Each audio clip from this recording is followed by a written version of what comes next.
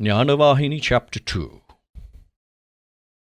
Aparoksha Brahma gyana, or direct perception of Brahman, is the name given to the stage in which the aspirant is free from all doubt regarding improbability or impossibility, and is certain that the two entities, Jiva and Brahman, are one, have been one, and will ever be one. When this state is attained, the aspirant will suffer no confusion any more. He will not mistake one thing for another, or superimpose one thing on another. He will not mistake the rope for the snake. He will know that all along there was only one thing, the rope. He will not suffer from abhasa avaranam also. That is to say, he will not declare, as he was wont to do previously, that the effulgence of Brahman is not in him. In the heart and center of every jivi, Paramatma exists. That is, Godhead, the Supreme Self, exists. Minuter than the minutest molecule, huger than the hugest conceivable object, smaller than the smallest, greater than the greatest. Therefore the jnani who has had a vision of the Atma in him will never suffer sorrow. The Atma is there in all living things, in the ant as well as the elephant. The whole world is enveloped and sustained by this subtle Atma. The sadhak, the spiritual aspirant, has to direct his attention away from the external world and become insighted. He has to turn his vision towards the Atma. He must analyze the processes of his mind and discover for himself from where all the modifications and agitations of the mind originate. By this means, every trace of intention and will has to disappear. Afterwards, the only idea that will get fixed in the mind will be the idea of Brahman.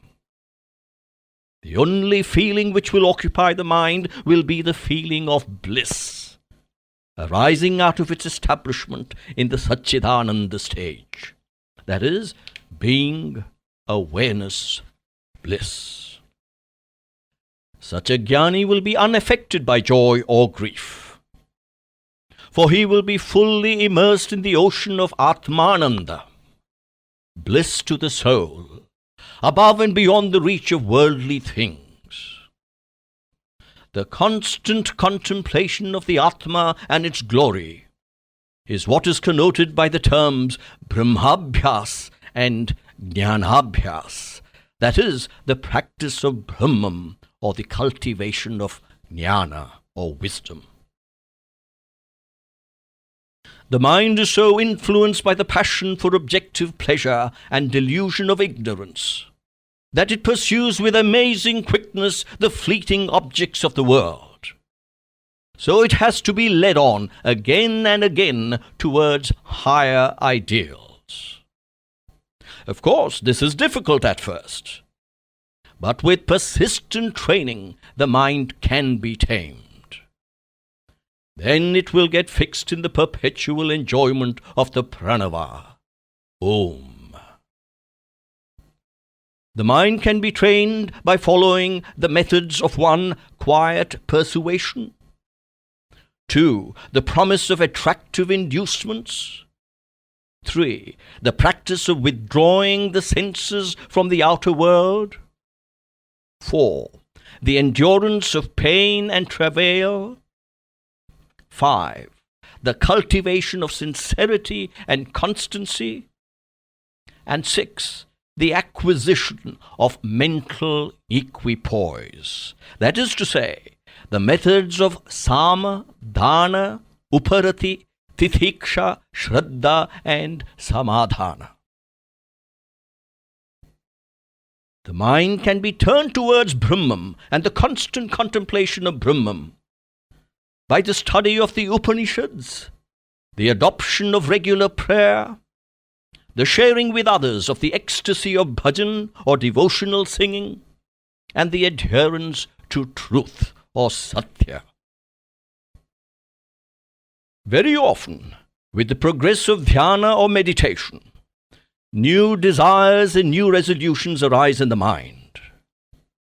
But one need not despair.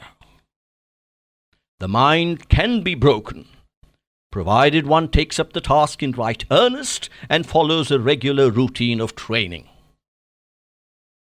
The final result of this training is nirvikalpa samadhi, or the unlimited, unmodified bliss consciousness.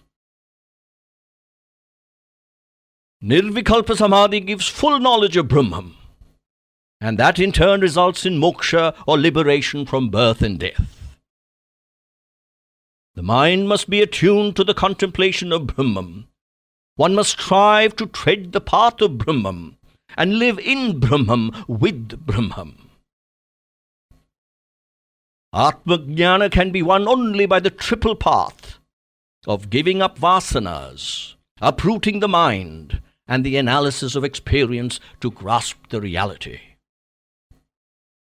Without these three, the jnana of the Atma will not dawn. The vasanas or instincts and impulses prod the mind on towards the sensory world and bind the individual to joy and misery. So the vasanas must be put down. This can be achieved by means of 1. Discrimination or viveka, 2. Meditation on the Atma or Atma Chintana, 3. Inquiry, vicharana, 4. Control of the senses or shama, 5. Control of the desires or dhamma, 6. Renunciation or vairagya, and such disciplines. The mind is a bundle of vasanas. Verily, the mind is the jagat, the cosmos or the universe itself. It is all the world for the individual. While in deep sleep, the mind does not function, and so the jagat is practically non-existent for the individual. The jagat is born or enters into the consciousness and dies or disappears from the consciousness according to the cognitive powers of the mind. When therefore the mind is destroyed, the world too is destroyed, and one is free, one is liberated, one attains moksha. Whoever succeeds in controlling the chitta or the consciousness can have a vision of the Atma. Consciousness is the grown-up tree. The seed is the ego, the feeling of I. When the seed I is cast aside, all the activities of the consciousness also vanish automatically. The sadhaka who is earnest for these results has to be ever vigilant. The senses might any moment regain their lost mastery and enslave the individual. He might lose much of the ground already gained. That is the reason why sadhakas are warned off from attachments of the world. Be ever and always immersed in the search for truth. Do not waste time in the multiplication and satisfaction of wants and desires. One source of pleasure is craved as a corollary to another source of pleasure. Thus the mind seeks again and again to acquire the objects it has given up. So do not yield to the vagaries of the mind. Turn back, even forcibly, from sensory attachment. Why, even prayer cannot be done according to the mind's vagaries. One has to stick to the same place and time. The Atma itself will sustain such sadhakas and give them strength and steadiness. He who has subdued his mind will be the same in good times and in bad. Grief and joy are but aberrations of the mind. It is only when the mind is associated with the senses and the body that it is affected and agitated and modified. When one takes in an intoxicant, one is not aware of pain, isn't it? How does this happen? The mind is then detached from the body, and so it is not bothered by physical pain or discomfort. Similarly, the jnani too has immersed his mind in the Atma. He can establish mental peace and quiet by disciplining the mind. The jnani gets full bliss from his own Atma. He does not seek it anywhere outside himself. In fact, he will have no desire or plan to find joy in anything external. He is satisfied with the inner joy that he gets. The greatness of a jnani is beyond description, even beyond your imagination. The Shrutis proclaim, Brahmavid Brahmaiva Bhavati, Brahmavid Param Apnoti. That is to say, he who has known Brahman becomes Brahman itself. He who has attained the Brahman principle has become the highest. All bubbles are but the same water. So also all the multiplicity of name and form, all this created world are but the same Brahman. This is the fixed conviction of the jnani, nay, his genuine experience. As all rivers flow into the sea and get lost, so also all desires get lost in the effulgent consciousness of the realized soul. That is what is termed the Atma Sakshatkara, the vision of the Atma. The Atma has no death, isn't it? It is not born, and it is unaffected by the sixfold process of change. It is Aja, birthless, Ajara, without old age, Amara, without death, and Avinashi, without decline and extinction. These processes are for the evanescent body. They are Shadbhava Vikaras. They mean being born, existing, growing, changing, getting old, declining, and lastly dying. The Atma has no such modifications.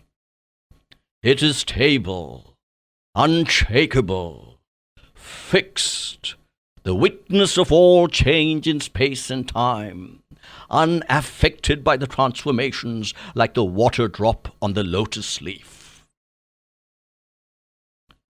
Liberation from the tentacles of the mind can be got by the acquisition of Brahma Gyana, the knowledge of the Absolute. This type of liberation is the genuine Swarajya, or self-rule. This is the genuine moksha.